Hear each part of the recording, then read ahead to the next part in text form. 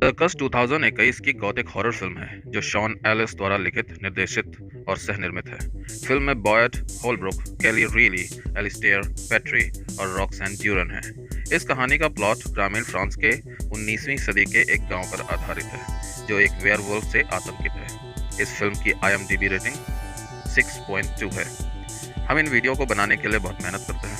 हम आपसे अनुरोध करते हैं कि आप हमारे चैनल को सब्सक्राइब करना ना भूलें और हमें सपोर्ट करने के लिए लाइक बटन पर क्लिक करें। तो कहानी शुरू करते हैं। सोमी की लड़ाई 1916 के दौरान एक घायल फ्रांसीसी कप्तान को उसके पेट में 3 गोलियों के घाव के साथ एक चिकित्सा तंबू में लाया गया था। सर्जरी के दौरान एक सेना सर्जन जर्मन डिजाइन की नहीं बल्कि चांदी से बनी एक अतिरिक्त चौथी गोली खोजता है और निकाल देता है। 1881 लड़ाई से 35 साल पहले की हम बात करते हैं। अब ग्रामीण फ्रांस में क्रूर भूमि व्यापारी सीमस लॉरेंट ने एक रोमानी कबीले की का नरसंहार किया जो उसकी भूमि पर बस गए थे और उस पर विवादित दावा किया था। उनके खतरे को देखते हुए बुजुर्ग रोमानी नेता उनकी सुरक्षा के लिए भेड़िए के नुकीले दांतों के रूप में चांदी के दांतों का एक सेट डाला था। मारने के बाद कबीले नेता और एक अन्य रोमानी को पकड़ लिया जाता है।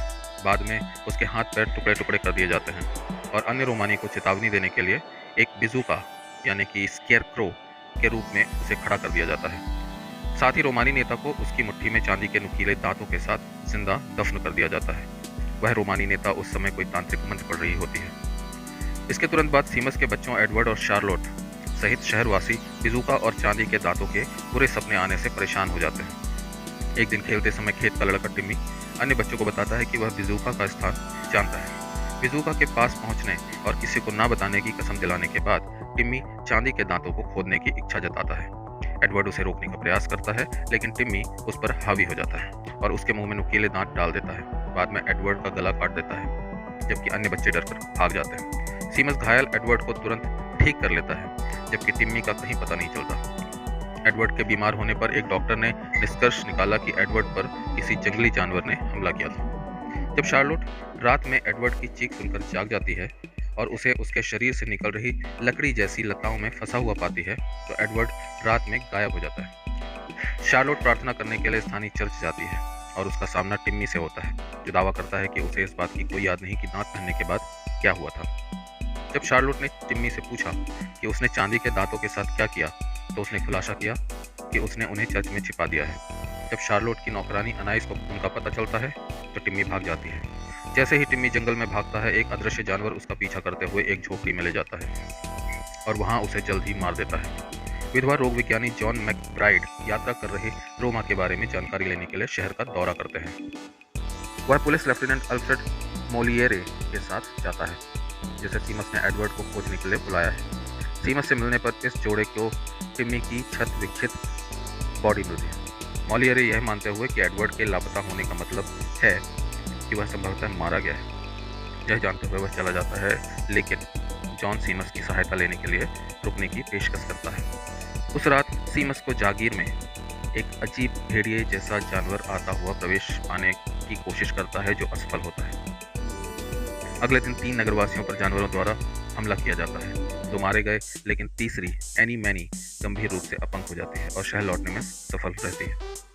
यह सुनकर एनी मैरी उसके हमले से बच गई लेकिन उसे काट लिया गया। जॉन तेजी से शहर की ओर चला गया लेकिन पहले से ही बदल रही एनी मैरी को भागने से रोकने के लिए बहुत देर हो चुकी थी। एनी मैरी जानवर को फुसलाकर जॉन उस प्राणी को फंसाने और मारने में सफल रहा। लाश को सीमस में लाता है और शव का परीक्षण करता है। जीव को काटने से पता चलता है कि एनी मैरी गुस्से में चिल्ला रही थी। जॉन इस पर जोर देता है कि उसे बचाया नहीं जा सकता और वह ग्रामीण को गोली मारकर उसकी हत्या करने का आदेश देता है। जॉन बताता है कि संक्रमण के कारण पीड़ित ऐसे प्राणियों में से एक बन जाता है। सीमस को एहसास होता है कि एडवर्ड को भी उसी का सामना करना पड़ रहा है। जॉन ने सीमस की पत्नी इसाबेल को बताया कि उसकी पत्नी और बेटी को एक ऐसे ही जानवर ने मार डाला था। वह रोमानी की जांच कर रहा था क्योंकि उन्होंने कहा था कि भूमि पर शाप पूरा हो गया था। इसाबेल ने यह भी खुलासा किया कि सीमस रोमानी नरसंहार का सूत्रधार था और वह अपने रिश्तेदारों के साथ अभिशाप का भागीदारी भी था। शार्लोट ने जॉन को चांदी के दांतों के स्थान के बारे में सूचित किया जिसे उसने 4 चांदी की गोलियों में पिघला दिया। पहला जानवर सीमस की नौकरानी अनाइस पर हमला करता है और काटता है, लेकिन सीमस एक शिकार पार्टी से लौटने पर पीछे हट जाती है। अनाइस अपने घावों पर पट्टी बांधती है और उसे छुपाती है।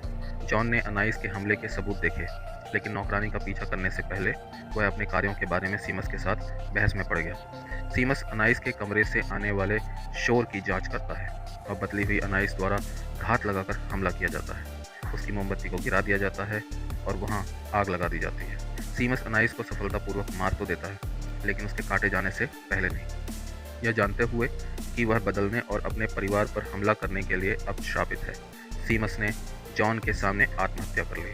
शार्लोट और इसाबेल को जॉन चर्च में ले जाता है, जहां अन्य शहरवासियों ने हमलों से शरण ली है।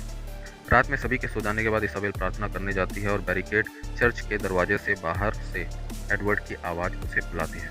क्योंकि इसाबेल ने बैरिकेड को हटा दिया, जिससे उग्र जानवर चर्च में घुस गया और शहरवासियों का नरसंहार करने लगा। जॉन जानवर को चांदी की गोली से मारने का प्रयास करता है, लेकिन इसाबेल जानबूझकर उसके लक्ष्य और जानवर के बीच खड़ी हो जाती है और बदले हुए एडवर्ड को बुलाती है। जैसे ही उग्र जानवर उसे मारने की कोशिश करता है, जॉन के पास इसाबेल को जानवर पर गोली मारने के अलावा कोई विकल्प नहीं होता। दोनों फर्श पर गिर जाते हैं और जैसे ही इसाबेल मर जाती है, एडवर्ड अपने मानव रूप में वापस आ जाता है। इसाबेल अपने रोते हुए पुनर्जीवित बेटे को गले लगाते हुए मर जाती है। अपने माता पिता दोनों की मृत्यु हो जाने और उनका सब कुछ नष्ट हो जाने के बाद जॉन एडवर्ड और शार्लोट की देखभाल करता है, जो चर्च में हमले से बची हुई 3 चांदी की गोलियां जॉन को लौटाता है। यह पता चला कि घातक रूप से घायल फ्रांसीसी कप्तान वेस्क एडवर्ड है। चर्च में गोली मारे जाने के बाद से चांदी की गोली उसके अंदर फंसी हुई थी। चांदी की गोली निकाले जाने के साथ ही एडवर्ड की ऑपरेटिंग टेबल पर मृत्यु हो जाती है। कुछ समय बाद एक वयस्क शार्लोट बिस्तर पर पड़े हुए बुजुर्ग जॉन से मिलने जाती है और चौथी चांदी की गोली उसे लौटाती है। हमें कमेंट करके जरूर बताएं कि आपको यह कहानी कैसी लगी। साथ ही अगर आप किसी फिल्म पर ऐसा ही वीडियो चाहते हैं तो हमें ज़रूर बताएं। मिलते हैं अगले वीडियो में, तब तक आप अपना ख्याल रखें। शुक्रिया।